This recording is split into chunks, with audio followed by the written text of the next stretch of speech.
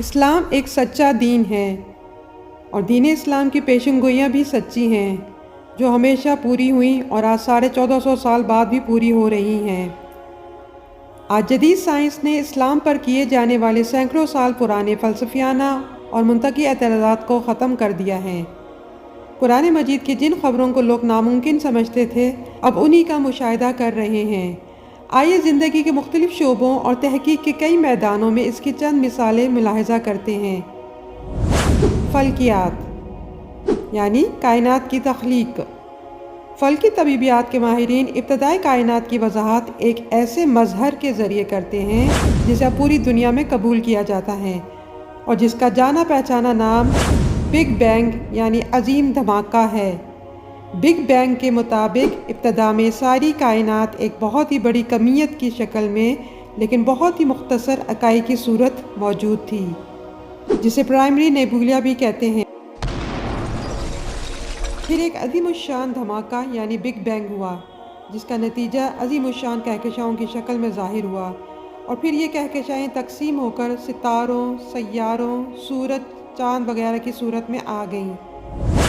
کائنات کی ابتدا اس قدر منفرد اور اچھوتی تھی کہ اتفاق سے اس کے وجود میں آنے کا احتمال صفر تھا۔ اب دیکھیے قرآن پاک کی درج ذیل آیات میں ابتدائی کائنات کے متعلق کیا بتایا گیا ہے۔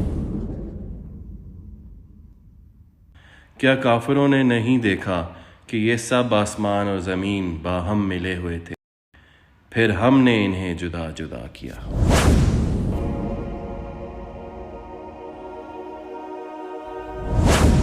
اس قرآنی آیت اور بگ بینگ کے درمیان حیرت انگیز مماثلت سے انکار ممکن ہی نہیں۔ پھیلتی ہوئی کائنات۔ 1925 میں امریکی ماہر طبیعیات ایڈون ہبل نے ثابت کیا کہ تمام کہکشائیں ایک دوسرے سے دور ہو رہی ہیں، جس کا مطلب یہ ہوا کہ کائنات پھیل رہی ہے، اور یہ بات آج مسلمہ سائنسی حقائق میں شامل ہے۔ اب ملاحظہ فرمائیے کہ قرآن پاک میں کائنات کی فطرت اور خاصیت کے حوالے سے کیا ارشاد ہوتا ہے۔ آسمان کو ہم نے اپنے زور سے بنایا ہے اور ہم اس کی قدرت رکھتے ہیں۔ عربی لفظ موسعون کا ترجمہ ہم وسعت اور پھیلاؤ دیتے جا رہے ہیں بنتا ہے، اور یہ ایک ایسی کائنات کی طرف اشارہ کرتا ہے جس کی وسعتیں مسلسل پھیلتی جا رہی ہیں۔